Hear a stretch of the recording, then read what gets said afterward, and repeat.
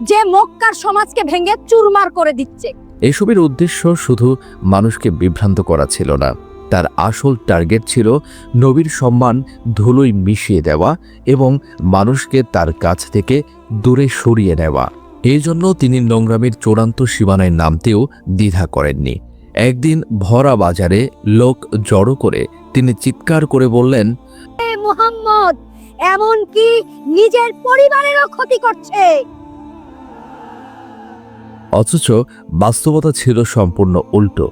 নবী ছিলেন মক্কার বুকে সবচেয়ে সত্যবাদী এবং বিশ্বাসী মানুষ, আল আমিন। তবুও উম্মে জামিল মিথ্যার পাহাড় গড়ে সেই পবিত্র সুনাম ধ্বংস করার উন্মাদ চেষ্টায় মেতে রইলেন।